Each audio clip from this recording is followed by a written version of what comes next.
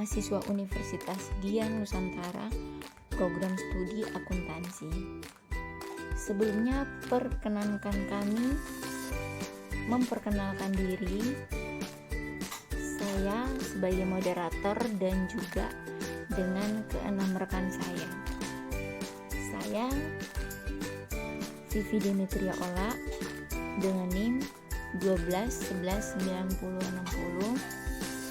Rekan saya Ferian Nuzai NIM 12119035. Imelia Mayani Nasution NIM 12119039. Kurniati NIM 12119041. Maria Elvira Injaya NIM 12119043. Marisna Kakabitu NIM 12119044. Lydia Wahyuningsi NIM 12119061. Selanjutnya kami akan memaparkan materi dengan tema rapat dalam tinjauan audit manajemen mutu. Selamat menyaksikan semuanya. Rapat tinjauan manajemen. Kegiatan rapat tinjauan manajemen atau RTM merupakan rapat tertinggi dalam sistem manajemen mutu yang dilaksanakan dalam jangka waktu tertentu yang bertujuan untuk mengevaluasi kinerja sistem secara menyeluruh di tingkat universitas. Secara hierarki, dipimpin langsung oleh pimpinan dan dihadiri oleh seluruh jajaran manajemen. RTM sebaiknya dilaksanakan berjenjang di tingkat jurusan atau prodi fakultas dan universitas agar efektif. Karakteristik RTM. Yang pertama, dilakukan secara berkala, biasanya setelah pelaksanaan AMI. Yang kedua, direncanakan dan didokumentasikan dengan baik. Yang ketiga, mengevaluasi efektivitas penerapan sistem manajemen mutu dan dampaknya pada mutu dan kinerja. Yang keempat, membahas perubahan yang perlu dilakukan. Yang kelima, hasil pertemuan ditindaklanjuti dan tindak lanjut dipantau pelaksananya. Yang keenam, peserta rapat adalah pihak manajemen dan pelaksana terkait. Yang ketujuh, pertemuan diawali dengan pembahasan hasil dan tindak lanjut RTM sebelumnya. Yang kedelapan, dilaksanakan dengan agenda yang jelas. Yang kesembilan, menghasilkan iuran seperti yang pertama, rencana perbaikan. Yang kedua, rencana peningkatan kepuasan stakeholder spasi. Yang ketiga, rencana pemenuhan sumber daya yang diperlukan. Yang keempat, rencana perubahan untuk mengakomodasi persyaratan, layanan, dan output.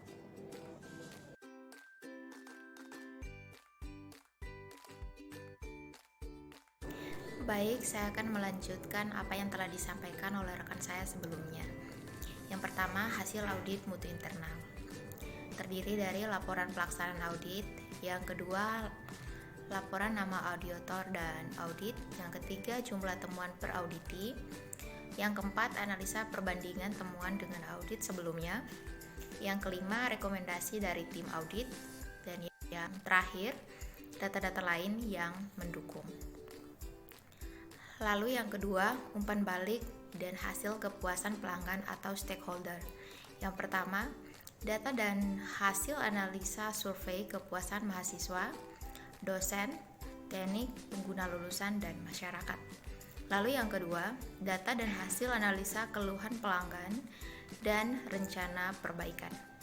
Lalu yang ketiga, rekomendasi dari data keluhan pelanggan. Dan yang terakhir yaitu rekomendasi dari data survei pelanggan. Baik, saya akan melanjutkan. Nomor 3, kinerja dan kesesuaian proses tridharma. Yang pertama, kinerja proses bidang akademik. Yang kedua, kinerja proses bidang non-akademik. Dan yang ketiga, kesesuaian produk dan layanan. Terus yang nomor 4, pencapaian sasaran mutu atau indikator kinerja. Yang pertama, data sasaran mutu yang memuat indikator untuk mencapai sasaran strategis.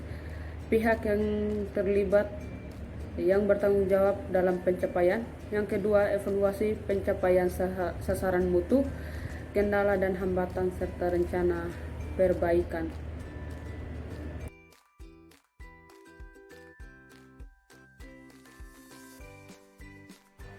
Dan yang kelima, ketidaksesuaian dan tindakan perbaikan, di mana jumlah temuan dan tindakan koreksi serta perbaikan dari dua hal, yaitu pelaksanaan prosedur pada setiap proses kegiatan, baik akademik maupun non-akademik, dan hasil audit yang telah dilaksanakan.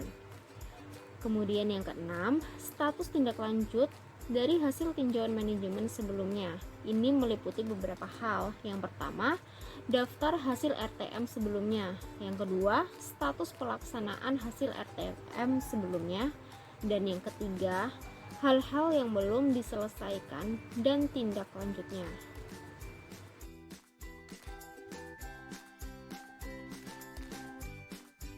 Yang ketujuh, perubahan atau peningkatan sistem mutu, yaitu 1.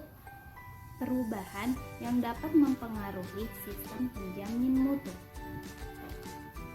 Yang kedua, peningkatan efektivitas sistem penjaminan mutu internal dan prosesnya. Yang ketiga, serta rekomendasi untuk dilakukannya peningkatan perbaikan pelaksanaan sistem tata kelola, pengembangan, kerjasama, dan tridharma perguruan tinggi.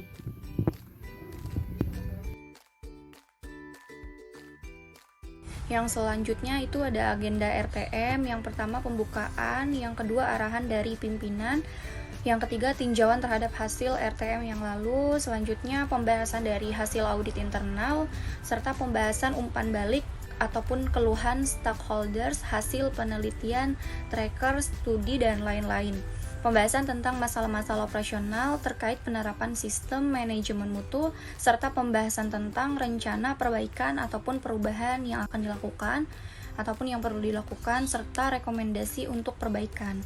Sekian materi yang kelompok saya sampaikan, kurang lebihnya mohon dimaklumi. Wabillahi taufiq wal hidayah. Wassalamualaikum warahmatullahi wabarakatuh.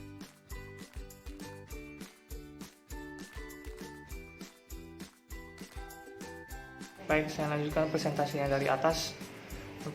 Iuran RTM 1. Peningkatan efektivitas sistem penjaminan mutu dan sistem pelayanan. 2. Peningkatan pelayanan terkait dengan persyaratan yang ditetapkan dalam standar yang sudah dibuat. 3. Identifikasi perubahan-perubahan yang diperlukan baik pada sistem penjaminan mutu maupun sistem pelayanan. 4. Penyediaan sumber daya dan fasilitas yang perlu dilakukan agar sistem penjaminan mutu dan sistem pelayanan menjadi efektivitas produk iuran dapat tujuan manajemen RTM berupa kebijakan strategis yang dihasilkan dari proses AMI yang dilakukan lembaga penjaminan mutu. 5. Konsisten pelaksanaan standar mutu. 6. Konsisten pemenuhan kriteria akreditasi prodi. Demikian presentasi dari kami. Saya mewakili rekan-rekan semua.